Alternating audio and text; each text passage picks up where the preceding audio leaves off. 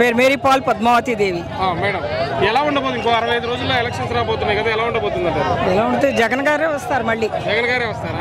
Guarantee. నమ్మకం ఏంటంటారా? నమ్మకం ఆయన పెట్టిన పథకాలు నవరత్నాలని పేరు పెట్టి పేదవాళ్ళందరికీ ఎస్సీ ఎస్టీ మైనారిటీలకి నా మైనారిటీలు నా ఎస్టీ అని చెప్పుకున్న ముఖ్యమంత్రి ఇంతవరకు స్వతంత్రం వచ్చినాక కూడా ఏ మొగనాడు లేడు. అవును కదా. మరి చంద్రబాబు గారు ఇచ్చాను ఇంకా ఇస్తానంటున్నాడు కదా. మరి 40 ఏళ్ళు ఆయన ఇండస్ట్రీ అంటున్నాడు కదా. 40 ఏళ్ళ ఇండస్ట్రీలో ఈ పథకాలు ఎప్పుడు ఆయన గుర్తు రాలేదా? ఆయన పరిపాలించారు కదా. స్వర్ణాంధ్ర చేద్దామని స్వర్ణాంధ్ర చేస్తాను, మట్టి ఆంధ్ర చేస్తాడు ఆయన. స్వర్ణాంధ్ర కాదు, మన అందరి నోట్లలో మట్టి కొడటానికి సిద్ధంగా ఉన్నారు వాళ్ళందరూ కలిసి. ఇప్పుడు మునగాడు ఒక్కడే, ఏకైక మునగాడు ఎవరు? జగన్ బాబు. వీళ్ళందరూ శర్మిలమ్మ గారు ఏం చెప్పారు? పందులు గుంపులుగా వస్తాయి చెప్పారు ఆవిడ వచ్చినప్పుడు ఎలక్షన్. పందులతో పోల్చింది ఆవిడ చంద్రబాబు నాయుడిని.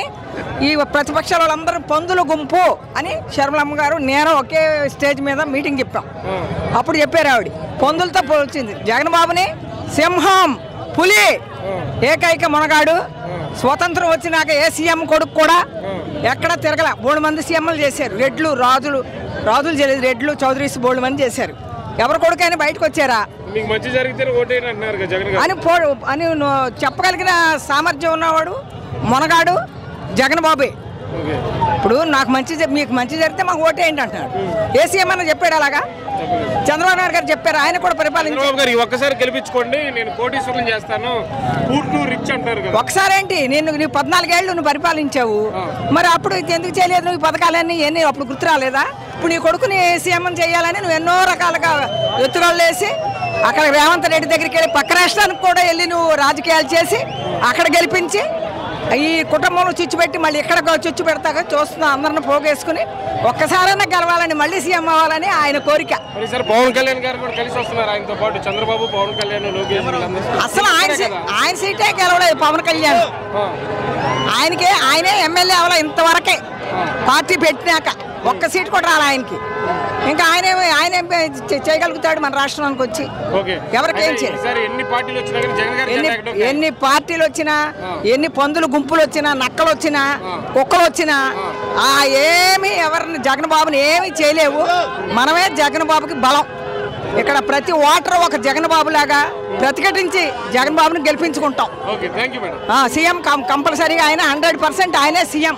షర్మిల గారు ఆవిడే చెప్పారుగా, తెలంగాణ ప్రజలకు నేను న్యాయం చేస్తాను, మీకోసం పోరాటం చేస్తాను అక్కడ చెప్పింది ఆవిడ. అక్కడ తంతే వచ్చి ఇక్కడ పడింది ఆవిడ. అక్కడ తోసేసారు, తోసేసి వచ్చి ఇక్కడ పడ్డారు ఆవిడ. ఆవిడని పావుగా ఉపయోగించుకున్నారు. పాప అమాయకురాలు ఆవిడ. షర్మిల గారు చాలా మంచి ఆవిడ. ఆవిడ్ని అన్న మీద కోపంలాగా లేదో ఇంట్లో ఫ్యామిలీ విషయాలు వీళ్ళ బుధాన్ని వేసుకుని, ఇప్పుడు ప్రతి ఇంట్లో ఉంటాయి ఫ్యామిలీ విషయాలు, దాన్ని వీళ్ళ బుధాన్ని వేసుకుని ఆవిడని బుధాన్ని వేసుకుని వీళ్ళ గెలవాలని ఇతను గెలవడానికి రకరకాలుగా. ఇప్పుడు డీకే వర్మ ఆయన కర్ణాటక సారీ ఆయన దగ్గరికి వెళ్ళి మాట్లాడాడు షర్మిల గారికి పదవి ఇమ్మని కాంగ్రెస్ లో. మరి చూడు మరి ఎంత ఎత్తుగళ్ళు కలిసినా సరే సింహం సింగిల్ గానే వస్తుంది, గెలిచి వెళ్తుంది.